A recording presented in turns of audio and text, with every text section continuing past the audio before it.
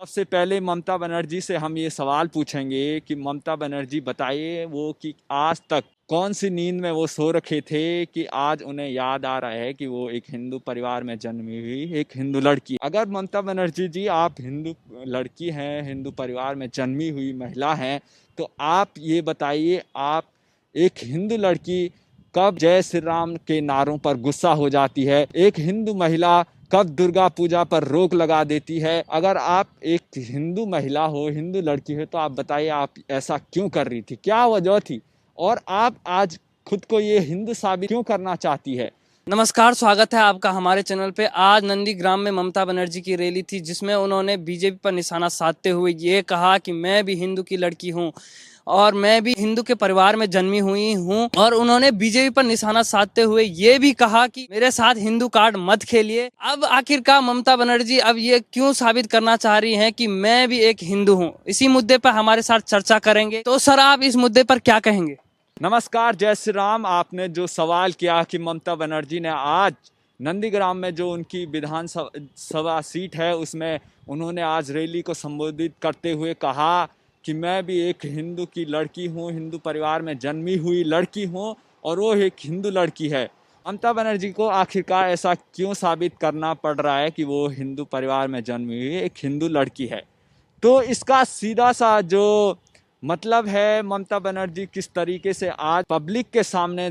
प्रस्तुत करने की कोशिश की कि वो भी एक हिंदू है और बीजेपी ये कार्ड मेरे साथ मत खेलिए, हिंदू का कार्ड, और ये बीजेपी को वो ये जवाब देने की कोशिश कर रही है कि मैं भी हिंदू हूँ, आपका जो हिंदू कार्ड है वो मेरे साथ नहीं चलेगा। सबसे पहले ममता बनर्जी से हम ये सवाल पूछेंगे कि ममता बनर्जी बताइए वो कि आज तक कौन सी नींद में वो सो रखे थे कि आज उन्हें याद आ रहा है कि वो एक हिंदू परिवार में जन्मी हुई एक हिंदू लड़की है। जब चुनाव सामने है और कुछ दिन चुनाव के रह गए हैं, कल वो अपना नामांकन दाखिल करेंगी,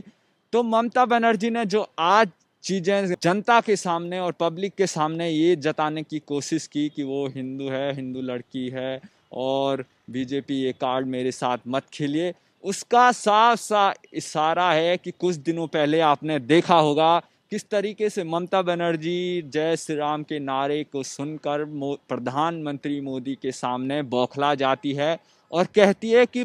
यहाँ बुलाकर हमें अपमानित किया गया है। तो वो ममता बनर्जी आज चुनाव होते होते, चुनाव नज़दीक आते आते ये कैसे कह सकती है कि वो एक हिंदू लड़की है और हिंदू परिवार में जन्मी हुई है? इसके पीछे आपको बता दें जो साफ सा इशारा है कि ममता बनर्जी बहुत डरी हुई है अपने आने वाले 2 मई के चुनावी रिजल्ट से, क्योंकि उन्हें पता है कि बंगाल की जनता ममता बनर्जी से कितना नाराज है। प्रधानमंत्री नरेंद्र मोदी की कोलकाता में हुई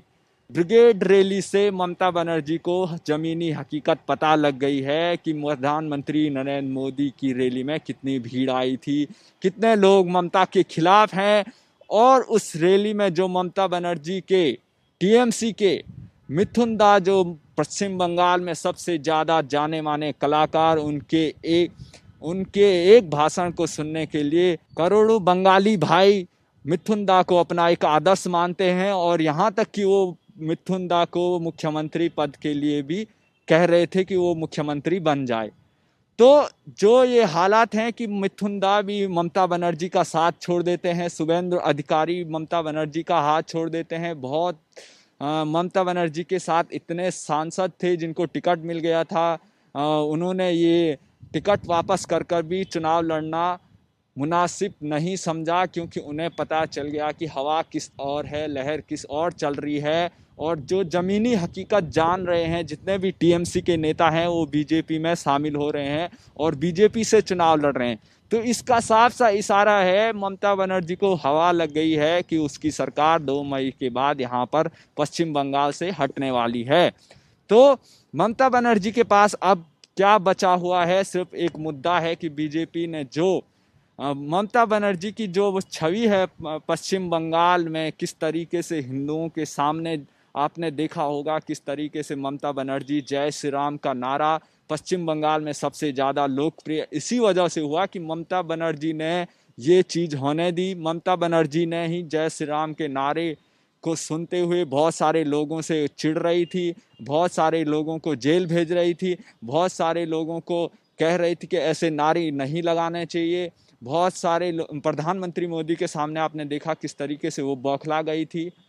तो वो ममता बनर्जी अब ये साबित करना चाह रही कि वो हिंदू लड़की है, हिंदू परिवार में जन्मी हुई है, माँ दुर्गा और सरस्वती और माँ चंडी का वो श्लोक कर जनता के सामने पढ़ रही थी। तो ये जो चीज़ें ममता बनर्जी वोटिंग के नज़दीक आते आते ये चीज़ें कर रही है, उसे पश्चिम बंगाल की मुख्यमंत्री ममता बनर्जी को ये चीज़ पता लग गई है। जनता जिस तरीके से पश्चिम बंगाल में हिंदुओं के साथ एक धर्म के नाम पर जो ममता बनर्जी ने एक भेदभाव करने की कोशिश की, उसका गुस्सा ममता बनर्जी के खिलाफ पश्चिम बंगाल की जनता में पूरा दिख रहा है। और ये बात हमने देखी वहाँ पश्चिम बंगाल जाके, वहाँ की ग्राउंड रिपोर्ट देख के किस तरीके से ममता बनर्जी के खिलाफ मुस्लिम लोग भी उस ममता बनर्जी के खिलाफ हैं। और हिंदुओं में तो ज़्यादा गुस्सा है, क्योंकि उन्हें लग रहा है कि ममता बनर्जी कैसे वो जय श्री राम के नारों पर रोक लगा सकती है, कैसे वो अपमानित खुद को महसूस कर सकती है, और कैसे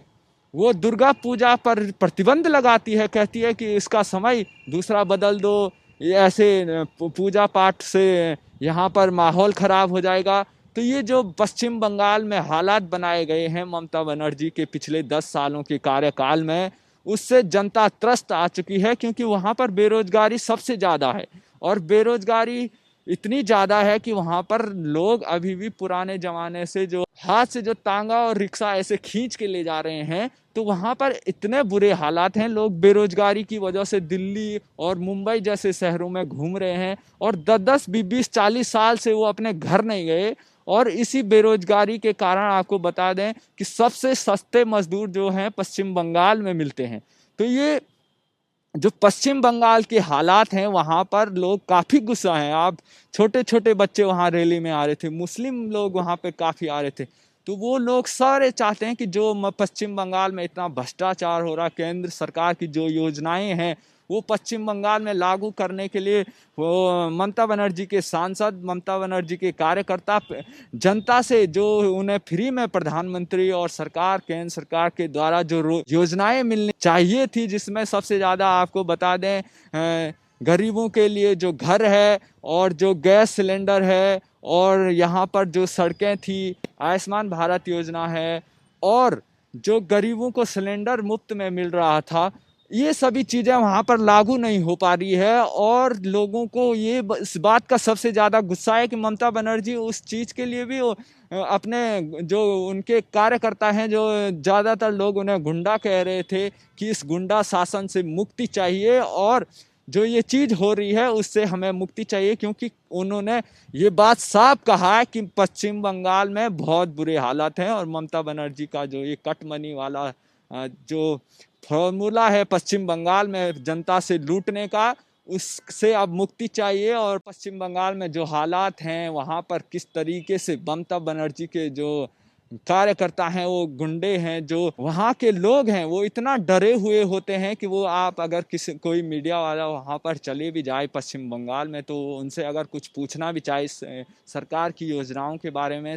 ममता बनर्जी के बारे में, तो वो कैमरे के सामने पहले तो डरेंगे बोलने से, अगर बोलेंगे भी तो वो ममता बनर्जी के समर्थन में बोलते हुए नजर आएंगे, और थोड़ा बहुत ये भी कहेंगे कि मोदी जी सही कर रहे हैं, और डरे हुए हालात में ये चीज़ बोल रहे हैं। बहुत सारे लोग डरते हैं बोलने से, लेकिन जब उनसे ऑफ कैमरा बात करो तो वो चीज़ें बताते हैं कि यहाँ पर ममता बनर्जी के राज में पूरी तरीके से